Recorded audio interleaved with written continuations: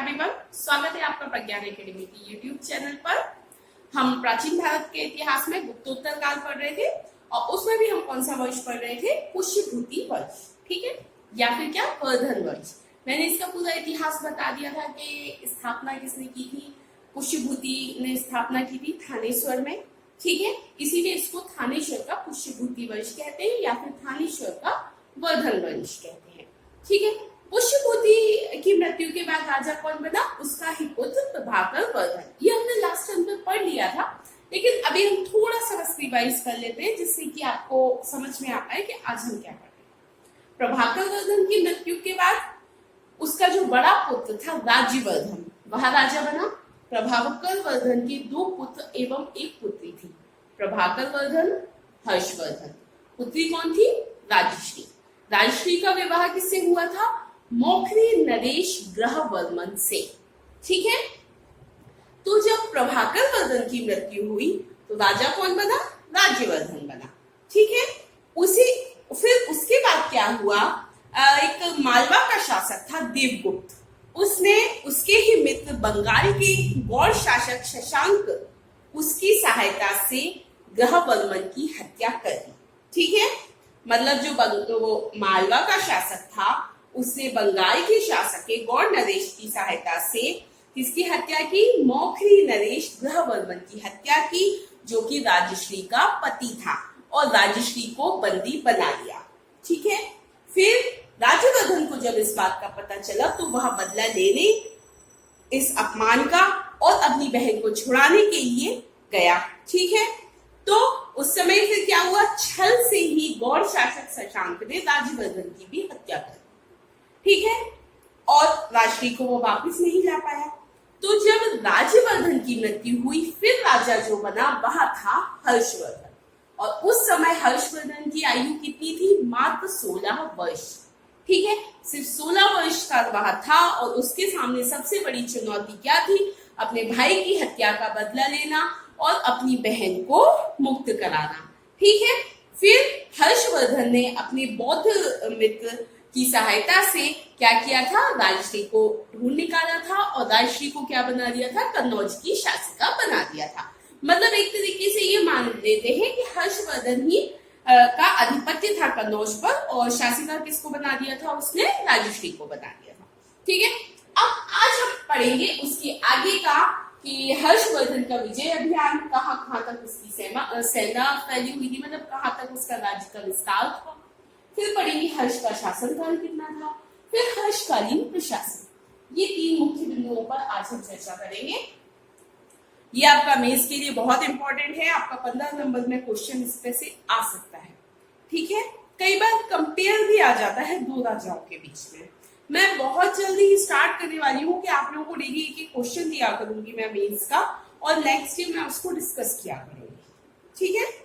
और जो लोग अभी नए जुड़े हैं मैं उनसे ये कहना चाहूंगी वह स्टार्टिंग से सारे ही लेक्चर्स एक बार देख ले, जिससे कि उनको मतलब एक सिस्टमेटिकली सब कुछ समझ में आता जाए। क्योंकि जब हमने मौखरी पढ़ा था तो उसमें मैंने बताया था कि ग्रहवर्मन का विवाह हुआ था राजश्री से, जो कि कहाँ की थी? थानेश्वर के पुष्यभूति वंश की थी। तो इस तरीके से जब आप पुराना पढ़ लेंगे तो आपको आगे का अच्छे से समझ में आएगा, ठीक है। तो जो भी नए बच्चे जुड़ रहे हैं तो वह लोग एक बार पुराने भी लेक्चर्स देख लें, ठीक है। और जो लोग जुड़े हुए हैं ऑलरेडी वह अपना रिवाइज करते जाए, ठीक है, क्योंकि एग्जाम कभी भी हो सकता है। ऐसा नहीं है कि भाई अभी नई नोटिफिकेशन आया, आपको टाइम मिल रहा है तो अपनी स्ट्रॉन्ग तैयारी कीजिए, ठीक है। तो चलिए अब हम देखेंगे विजय अभियान की मतलब क्या, कहाँ तक उसका शासनकाल था, ठीक है। तो सबसे पहले तो हर्ष ने क्या किया था कि बंगाल के शासक शशांक से ही अपने भाई की हत्या का बदला लेना था, उसकी भी शपथ ले रखी थी, है ना। तो सबसे पहला तो उसने कहाँ पर कर दिया? बंगाल के विरुद्ध ही उसने अपना पहला अभियान चलाया था, ठीक है। लेकिन वह पूरी तरह बंगाल को अपने उसमें नहीं ला पाया था, अपने शासन के नीचे नहीं ला पाया था। जब शशांक की मृत्यु हो गई उसके बाद ही हर्ष का वास्तविक नियंत्रण बंगाल पर स्थापित हो सका था, ठीक है। चलिए तो और इसके अलावा फिर देखिए कि कहाँ पर किया? कन्नौज पर तो उसने राजश्री को बिठाई ही दिया था वहां हिंसांग के अनुसार जो हर्ष का साम्राज्य का विस्तार जो था वह था अतरंगी खेड़ा, मथुरा, जालंधर, मतिपुर आदि राज्य, इन पर भी उसी का नियंत्रण था। फिर सिंध के शासक को पराजित किया, वल्लभी के शासक ध्रुवसेन को पराजित किया। ठीक है, क्या क्या ये किसने बताया था? यह बताया था हिंसांग ने बताया था। ठीक है, फिर वल्लभी के शासक जब ध्रुवसेन को पराजित कर दिया था तो उसकी पुत्री से फिर विवाह भी कर दिया था इसने। फिर हर्ष और चालुक्य शासक पुलकेशिन द्वितीय के मध्य 630 से 634 के बीच में युद्ध हुआ था। ठीक है, इसकी जानकारी किससे मिल रही है? ऐहोल अभिलेख से मिल रही है। ठीक है, हर्ष और चालुक्य शासक पुलकेशिन द्वितीय के मध्य युद्ध हुआ था 630 से 634 के बीच में, और उसमें हर्ष पराजित हुआ था। ठीक है, तो क्वेश्चन प्रीलिम्स में आ सकता है कि ऐहोल अभिलेख में किस किस के मध्य युद्ध का वर्णन है, उसमें कौन सा राजा पराजित हुआ था, किस राजा की विजय हुई थी। ये आपके प्रीलिम्स के 3 क्वेश्चन बन गए। तो जब चूंकि हर्ष पराजित हो गया तो मतलब वहां उसके आगे तक नहीं जा पाया, तो नर्मदा तक ही सीमा रही हर्ष के राज्य की। ठीक है, कहां तक सीमा रही? नर्मदा तक सीमा रही हर्ष के राज्य की, मतलब नर्मदा से आगे वह नहीं जा पाया। मतलब दक्षिण दिशा में देखा जाए तो नर्मदा तक ही सीमा बनी रही, इससे ज्यादा आगे वह दक्षिण की ओर नहीं अपने साम्राज्य का विस्तार कर पाया। ठीक है, बाणभट्ट और हिंसांग के अनुसार हर्ष का शासन कश्मीर व नेपाल तक था। ठीक है, बाणभट्ट व हिंसांग क्या है? देखिए, हर्ष के मतलब जो प्रमुख जो जानकारियां हमें मिल रही है हर्ष के जीवन काल की, वह बाणभट्ट की हर्षचरित और हिंसांग का जो यात्रा वृत्तांत है उससे ही मिल रही है। ठीक है, तो मेनली जो हम रेफरेंस लेंगे वह इन्हीं लोगों का लेंगे। ठीक है, तो बाणभट्ट और हिंसांग के अनुसार हर्ष का शासन कश्मीर और नेपाल तक था। अंतिम अभियान क्या था? उड़ीसा विजय। उड़ीसा विजय अंतिम अभियान था। इन विजयों के बाद सकलोत्तरपनाथ की उपाधि दी इसने, हर्ष ने सकलोत्तरपनाथ। ठीक है, ये उपाधि दी। ठीक है, हर्ष के शासनकाल की बात करें कि हर्ष का जो समकालीन एक शासक था, कामरूप शासक भास्कर वर्मन। ठीक है, भास्कर वर्मन, इससे इसने मैत्रीपूर्ण संबंध स्थापित किए। ठीक है, और इनका उद्देश्य क्या था? राजनीतिक एवं कूटनीतिक। ठीक है, मतलब राजनीतिक दृष्टिकोण से उसे फायदा हो, इसलिए उसने भास्कर वर्मन से क्या किया? मैत्रीपूर्ण संबंध स्थापित किए। ठीक है, ऐसे ही चीनी शासकों के साथ भी उसके कूटनीतिक संबंध थे, है ना। मतलब अपनी राजनीतिक फायदे के लिए उसने कूटनीतिक संबंध बनाए रखे, मैत्रीपूर्ण संबंध बनाए रखे भास्कर वर्मन से भी और चीनी शासकों से भी। ठीक है, इसी के समय की जो एक महत्वपूर्ण घटना है वह यह है कि हिंसांग भारत आया था, इसीलिए हम हिंसांग की यात्रा वृत्तांत में हर्ष का नाम बहुत ज्यादा सुनते हैं। हर्ष के ही जो प्रशासन था, हर्ष की राज्य व्यवस्था थी, हर्ष के साम्राज्य में कैसा क्या चल रहा था, उसका पूरे का वर्णन किसने किया है? हिंसांग ने किया है। ठीक है, क्योंकि वह किसके समय आया था? हर्ष के ही शासनकाल में भारत आया था। ठीक है, और हर्ष के दरबार में कई वर्षों तक रहा था। ठीक है, कई वर्षों तक हर्ष के दरबार में रहा था। हर्ष को भारत का अंतिम हिंदू सम्राट कहा जाता है। वैसे ये कट्टर हिंदू नहीं था, या बौद्ध धर्म को भी मानता था। ठीक है, तो इसलिए इसको कट्टर हिंदू नहीं कह सकते। 647 में मृत्यु हुई हर्ष की। ठीक है, अब देख लेते हैं हम हर्षकालीन प्रशासन। चूंकि एक राजा के बारे में सबसे इंपॉर्टेंट यही है कि वह अपना शासन किस तरीके से चलाता था, कैसी उसकी सेना थी, उसके मतलब जो मंत्री परिषद आदि थे उसमें कौन कौन थे। ठीक है, तो ये सारी चीजें देखना जरूरी है। तो हर्षकालीन प्रशासन की बात करें हम, तो हर्ष एक साम्राज्य निर्माता तो था ही, उसके साथ साथ एक कुशल प्रशासक भी था। ठीक है, साम्राज्य निर्माता होने के साथ साथ हर्ष एक कुशल प्रशासक भी था। और हर्ष के शासन काल और समाज की जानकारी बाणभट्ट द्वारा रचित हर्षचरित और किससे मिलती है? हिंसांग के संस्मरण से। दो चीजों से जानकारी मिल रही है हर्षकालीन प्रशासन की। देखिए, जब भी आपसे हर्ष का चाहे प्रशासन पूछा जाए, चाहे वहां की सामाजिक स्थिति पूछी जाए, चाहे मतलब उस काल का कुछ भी पूछा जाए, मतलब हर्ष के शासन काल का, तो आपको ये उनका रेफरेंस बताना पड़ेगा कि इसकी जानकारी हमें बाणभट्ट द्वारा लिखित हर्षचरित या फिर और किससे, हिंसांग की यात्रा विवरण से मिलती है। रेफरेंस हिस्ट्री में बहुत ज्यादा मायने रखता है, ठीक है, क्योंकि जो प्राचीन भारत का इतिहास है उसमें तो रेफरेंस बहुत ज्यादा, मतलब आप बता कहाँ से रहे हो, ये सब ये जो अभिलेख पढ़े गए हैं, ये जो पुरानी जो लोगों ने पुस्तकें लिखी थी उनसे पूरी जानकारी मिल रही है, तो आपको उनका रेफरेंस बिल्कुल क्लियरली लिखना होगा, ठीक है। इसलिए मैं बार बार रिपीट करती हूँ, ठीक है। तो जानकारी कहाँ से मिल रही है, हर्षचरित से और हिंसांग के यात्रा विवरण से, ठीक है। हर्ष ने गुप्त शासकों की प्रशासनिक व्यवस्था को कुछ संशोधनों के साथ लागू किया, ठीक है। मतलब मेनली यह जो गुप्त शासक जिस उस पर चल रहे थे नीति पर, उन्हीं सबको इसने लागू किया, लेकिन कुछ उनमें संशोधन भी किए जहां इसको ऐसा लगा कि हाँ ये कमी है, इसे मुझे दूर करना चाहिए, तो उसमें संशोधन के साथ इसने वही नीतियां जो थी उनको लागू किया। सामंती व्यवस्था हमको उस समय भी देखने को मिली थी, तो सामंती व्यवस्था की तरफ तो और अधिक सुदृढ़ हो गए यहाँ पर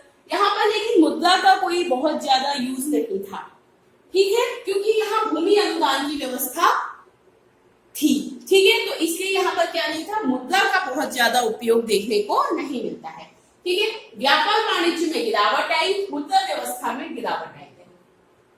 अधिकारियों और सैनिकों को नगद वेतन के स्थान पर भूमि अनुदान, इसीलिए मुद्रा का प्रचलन नहीं था, इसीलिए हर्षकालीन मतलब हर्ष के समय की मुद्राएं प्राप्त नहीं हुई हैं, ठीक है, इसीलिए क्योंकि हर्ष के समय में बहुत ज्यादा मुद्रा का प्रचलन नहीं था, इसीलिए उस समय की बहुत ज्यादा ऐसी कोई मुद्रा प्राप्त नहीं हुई है, क्योंकि नगद वेतन के स्थान पर क्या दिया जा रहा है, भूमि अनुदान दिए जा रहे हैं, ठीक है। तो इससे क्या हुआ था, पाटलिपुत्र और वैशाली जैसे व्यापारिक नगरों की स्थिति में गिरावट आ गई थी, ठीक है। जो मतलब पाटलिपुत्र हुआ, जो कि बहुत समृद्ध नगर कहा जाता था मौर्य काल से ही, तो उनकी स्थिति में बहुत गिरावट देखने को मिलती है।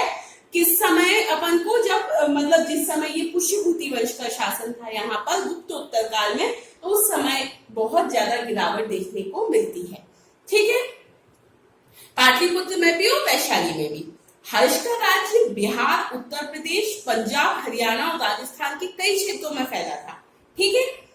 बिहार, उत्तर प्रदेश, पंजाब, हरियाणा और राजस्थान, आपको दिख रहा है, आप नोट करते जाइए, मैं इसलिए यहाँ खड़ी हुई हूँ, ठीक है, फैला हुआ था। और हर्ष ने क्या किया था, अधिकारियों को वेतन के स्थान पर भूमि देने की प्रथा प्रारंभ कर दी थी। इसीलिए मैंने आपको बताया कि उस समय के सिक्के अधिक नहीं मिलते, क्योंकि उसके शासनकाल में मुद्रा व्यवस्था का मतलब क्षरण प्रारंभ हो गया था। फिर राज्य द्वारा जो पुरोहितों को भूमि अनुदान की परंपरा गुप्त काल में प्रारंभ हुई थी, वह भी बनी नहीं, बल्कि वह बहुत ज्यादा सुदृढ़ हो गई। मतलब जो उस समय पुरोहितों को दी जाती थी भूमि अनुदान, वह इस समय और ज्यादा सुदृढ़ हो गई। और यहाँ पर इसलिए क्या हुआ, सामंतवादी प्रवृत्तियों को बढ़ावा मिला, ठीक है, बहुत ज्यादा सामंतवादी प्रवृत्तियों को बढ़ावा मिला। हिंसांग ने भी अपने संस्मरण में लिखा है, राजकीय आय को 4 भागों में बांट दिया था। एक भाग तो राज्य के व्यय के लिए, दूसरा विद्वानों के लिए, तीसरा भाग अधिकारियों के लिए और अन्य व्यवस्थाओं के लिए, और चौथा भाग था धार्मिक प्रयोजनों के लिए, ठीक है। फिर इसके बाद बात की जाए कानून व्यवस्था की, तो हिंसांग ने लिखा है कि उस समय कानून व्यवस्था बहुत अच्छी नहीं थी, चोरी लूटपाट आदि होती थी। इवन हिंसांग को भी एक बार किसी ने लूट लिया था, धन छुड़ा लिया था उससे, ऐसा भी उसने लिखा है, ठीक है। तो उस समय की कानून व्यवस्था बहुत ज्यादा अच्छी नहीं। फिर हिंसांग के अनुसार हर्ष के पास चतुरंगनी सेना थी, मतलब हर्ष की जो सेना थी वह क्या थी, चतुरंगनी सेना थी, लेकिन स्थायी सेना टाइप की नहीं थी, जैसा कि मौर्य काल में मिलता है। सामंत आदि के सहयोग से युद्ध के समय ले ली जाती थी। सामंत जो थे वह सैनिक, घोड़े आदि युद्ध के समय राजा को दे देते थे, ठीक है, इस तरीके की व्यवस्था थी। हर्ष के पास जलबेड़ा भी था। ऐसा किसमें उल्लेख है? बांसखेड़ा और मधुबन अभिलेख में उल्लेख है। ठीक है।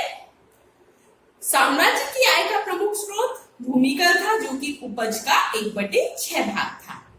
राज्य की आय के अगर अन्य स्रोत देखे जाए, मैंने सारे यहाँ पे नहीं लिखे हैं क्योंकि अपने पास जगह मतलब उतनी ही रहती है, तो मैं जो बोल रही हूँ वो आप लिख सकते हैं।